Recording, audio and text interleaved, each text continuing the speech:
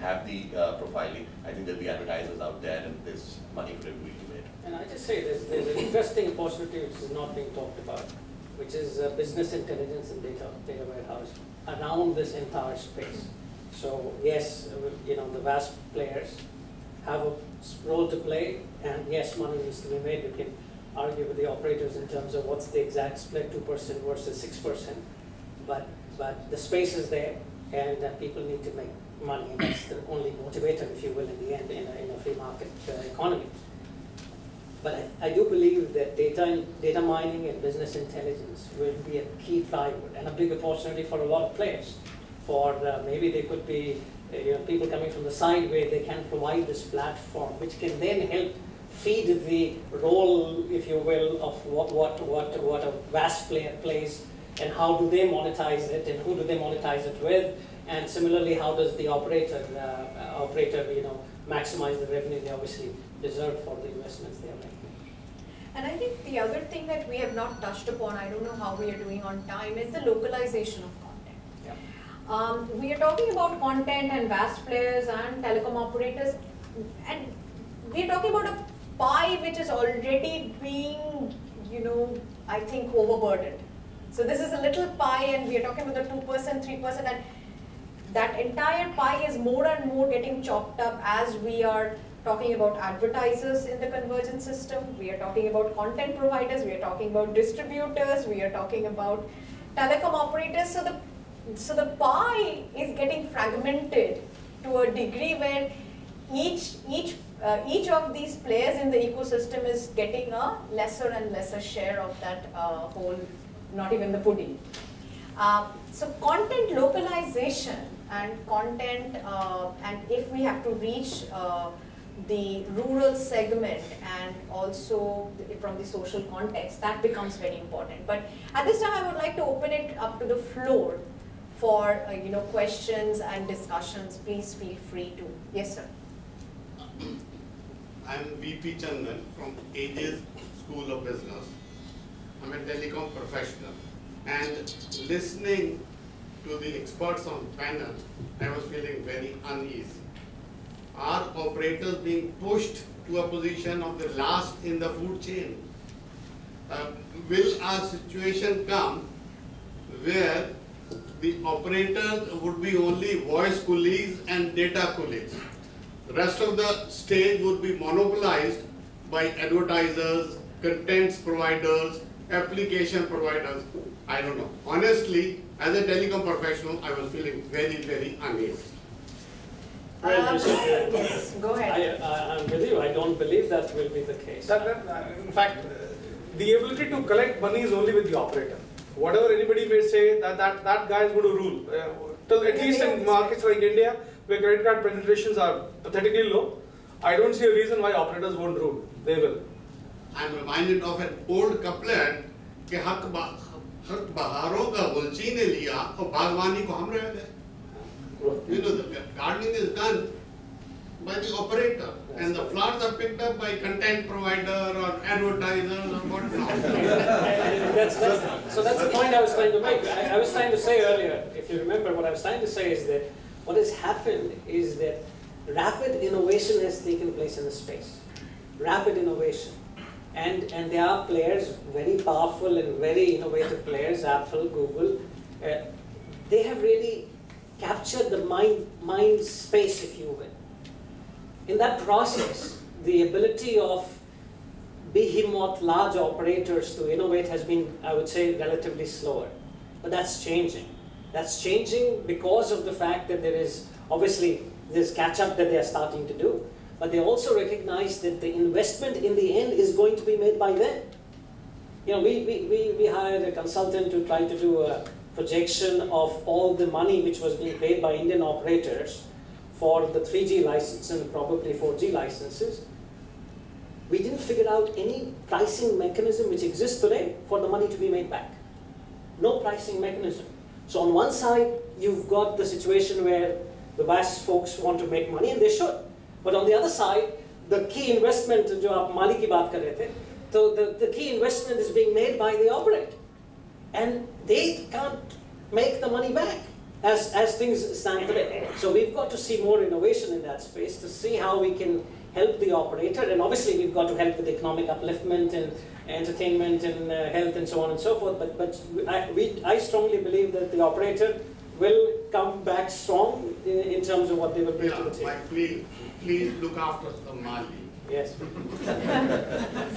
I'll just skip on the same discussion actually. I mean, this is it's a pretty old argument whether content is king or the service is the king. And I think in the way it goes, one fellow becomes a king, other becomes a god actually, right? So both of them kind of they fend with each other, and I think it's a perennial cycle. Both of them are. I don't think it's a question of that he is taking away the space of other. Both of them work together extremely well. Think of it, if YouTube was not there, where was the market for broadband? Why would you need 4G technology? Why would the new form factors of devices come? Right? So as the content gets consumed more and more, and I think powers to the application developers and the content developers, because if they are not there, telecom business will die. Right? So I mean, I'm of the exact opposite belief that those guys will do their job, and therefore the telecom guys will have their job. So in a way, what you're saying is this coexistence is very important for the emergence of the ecosystem, as well as the monetization is going to happen for the operator if the content players are also making the money, or the advertisers are also making money. So I'd like to thank him personally on this, definitely, sir. Thank you so much. A small point to be made. Whenever we sit in a meeting, and I think most of us go to a lot of conferences, we hear about the Yahoos, the Googles, and the so on and so forth of companies. We were talking about Angry Bird some time back. Why don't we talk about Hangman? Why don't we talk about the 139? Are you aware of the 139, gentlemen? Yes. Ladies? Yes. What is the 139 service? Thank you so much. It is the largest inquiry system in this country. It has about 14 lakh people calling in on a unique number, which has been unified by an organization. It's a 10-year agreement, wherein the monetization is changed. That company pays the Indian Railways to service the people. The revenue which comes goes to the telecom operator. And what does the organization do? The advertising model substantiates some money so it can break even at the EBITDA. That's it. The investments are upwards of a couple of 100 crores. So, sir, the Mali, with due respect, sir, is very, very important. But जब सींचने की बारी आती है तो वो तो माली ही सींचेगा ना sir, right? तो वो माली जब सींच नहीं रहा उस चीज को ठीक तरह, तो प्रॉब्लम एक कंपनी को हो जाती है, चाहे वो मेरी कंपनी हो चाहे किसी और की हो। आज वो पेन जो है, पॉइंट वो मेरे पास है, दूसरे को समझ आ रही है नहीं आ रही, I really do not know about it. The perception is he is not understanding. माली और जमींदार भी है।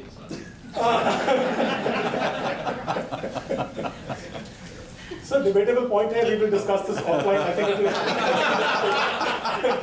और आज की डेट में मेरी सिर्फ एक गुजारिश है. How many people understand? There were 3,700 numbers for a railway inquiry once upon a time. Today there's one unique number.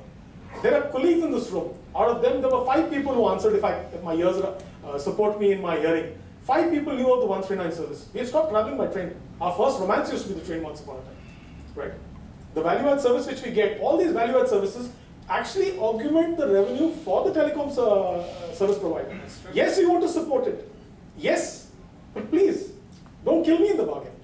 That is what everybody else says. There are the larger value-add service providers who will stay alive and sail the high seas typically. But what happens to the mom and pop?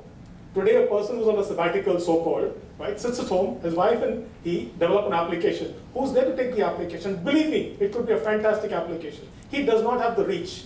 He generally would come to maybe a player like us, where we would take it to a telecom player and tell him there's a fantastic application to use.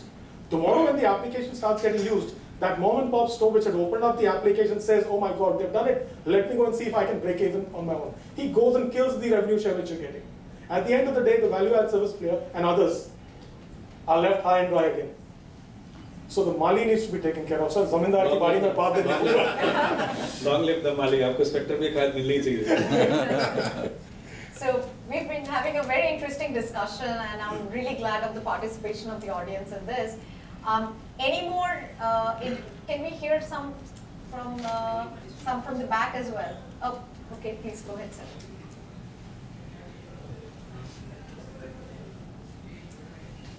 Thank you very much for a nice discussion. I agree to some of your all comments, but not all. Now it's a question for all the telecom operators: how to make money, how to increase the ARPU. And just now you told that you do the data mining, business intelligence, and to find out who are the premium customers and what are their needs, how to bring them in the center of your business model. But I think these are all theoretical things which we are talking here. Everybody. These data mining, business intelligence for last 6-7 years I'm listening.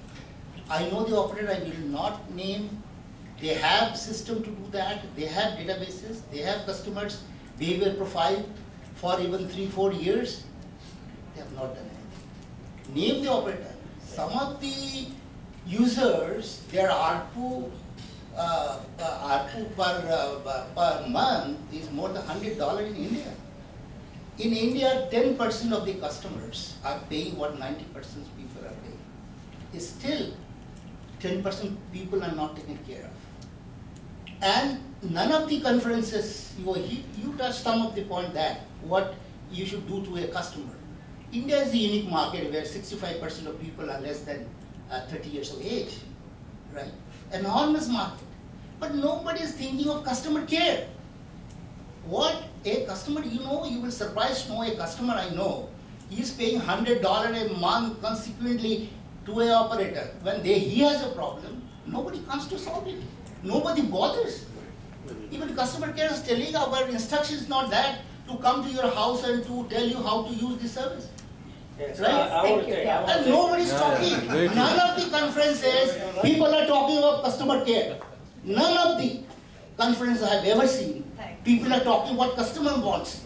Operator wants, you will talk. What VAS player wants, you will talk. This is exactly what you're right. So is it that the operator's back is not there are 2 points I want to make. It'll take some time, and I'll probably use Hindi as well since it's become a multilingual discussion. I'll say 2 things. You're right. You know why it's true? It's because the operators in India have been chasing growth. They have been only chasing growth. I had a discussion with one of the operators 3 weeks ago, an exec VP at one of the larger operators, over 100 million subscribers. And he's the CTO and exec VP, and his point to me was that he was talking in Hindi, कि अभी तक ये बात थी कि हम सवेरे I used to ask कि कितने ऐड किए, कितने ऐड करने हैं आज, शाम को I used to find out कितने ऐड किए. No one was taking care of क्या हो रहा है, उनको कोई सर्विस दे रहा है कि नहीं, who are they, doesn't matter. So the enormous, the volume growth which has taken place, subscriber growth which has taken place in India has put these things to the back burner. The experience, the role of experience, the role of intelligence, the role of mining, who's my customer, what do they want, what are their expectations, what do they value, has not been in the focus. So another reason why they haven't, a lot of them don't use our solutions, and probably that could be a reason why. That was a nice one. That's the second probable reason. Now, I'll tie it back to our global customers. What you talked about data mining is exactly what's going on. If I look at an AT&T or I look at a Vodafone outside of India, you start to see that this is exactly what they're going after. They're seeing data mining and business intelligence as the key enabler for these things to happen. So I would say that this will change. And with the penetration being what it is now, it has to change. It has to change. It's going to be the consumers who will drive the behavior in the operator to starting to value experience. If you look at Tata Docomo ad now, you start to see the experience coming through. You saw the Vodafone ad that the dog which was chasing the experience. So the intent is there and the recognition is there, and now it's starting to shift. As a moderator, I don't think I should be opining against one of my fellow speakers, but my personal views, I'm just going to add one bit of my personal views, is that the operator back has still not touched the walls. We have enough, the teledensity still leaves us a margin where we can really increase that subscriber base. And the propensity for that prepaid segment that we have, which is the largest of the operator segment is still quite huge. Where is customer loyalty in the first place? With a prepaid base who is picking up a SIM and throwing it away and picking up a different SIM the next month because somebody comes up with a 1 paisa or a half paisa deal. In that kind of a scenario, what are you going to mine? You don't even have it's like a dynamic customer base. With that, what amount of money would an operator invest The value is missing. Yeah, it's that 10% that we are talking about, the high valued customer. I'm sure the operator appreciates your business, but if we're talking brass tacks, is 50 others who is giving them the prepaid revenue. It's important to serve for the operator to serve that, put focus on that 50 others than one of you. At least at this time in India is what my feeling is. I'm sorry, someone at the back wanted to make a comment. Please go ahead, sir. I don't know, my voice is as good as the phone. Yes, it is coming. See, when MNP foray, there was a lot of skepticism that people would change their number because of bad service, because of bad, anything that, and everything was waiting. Or Vodafone would gain, or Reliance would gain, and there was a lot of speculation going on. But nothing ever happened. The customer grief still continues. Again, the same thing. Vodafone did gain, just to be clear. Nothing against that. I'm not a Vodafone fan. No, in a Vodafone was the country, largest gainer. in a country where customer loyalty means throwing away a SIM. See, we are not a North America. We are not a North America where a bundle, the services are bundled with my device, or where I am not tied to an operator for a 3 or 4 year contract or a 2 year contract. In a scenario like that, expectation of and when I have the freedom to throw away my SIM and go to another one, why bother about? And the segment we are talking about, really does not matter whether. It's not the enterprise segment. It is not the people that, you carry my number, so I'm concerned tomorrow if I change, you will not have my contact anymore.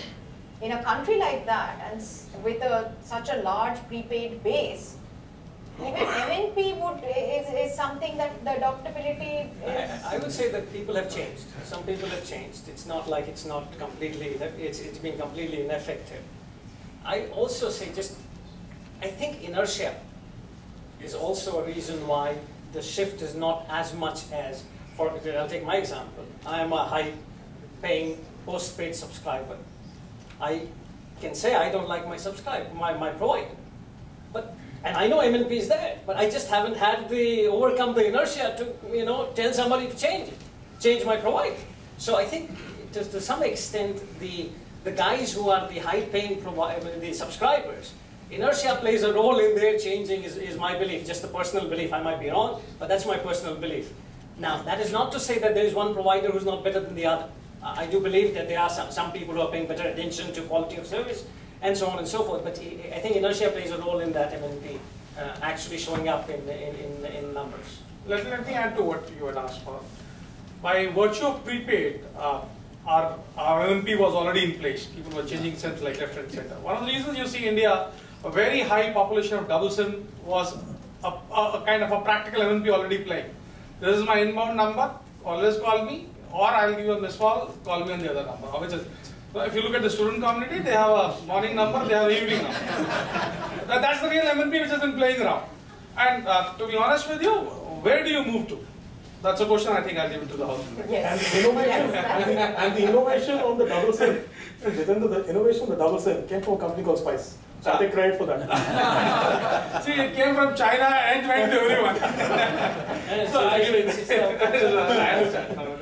Okay, And one of the key things, just to put on MNP, I think, world over it is, people have taken on the frustration and has plateaued. It is nothing different in India. The only thing is, until unless something horribly goes wrong, people know one guy, the other guy, or the third guy is almost equivalent. Yeah, I agree that double SIM is an important component, like why MNP did not have the desired effect. I would also say like the delayed MNP, okay, actually is also another reason like why it did not have the desired effect. For example, in countries like Hong Kong, Malaysia, Thailand, okay, other counterparts, the MNP was launched long before in India. And also during that time, okay, double SIM took prominence. And also here, the exit barrier was more, MNP, like, and there was no proper information available. Okay, so that was also another reason why people did not go for MNP.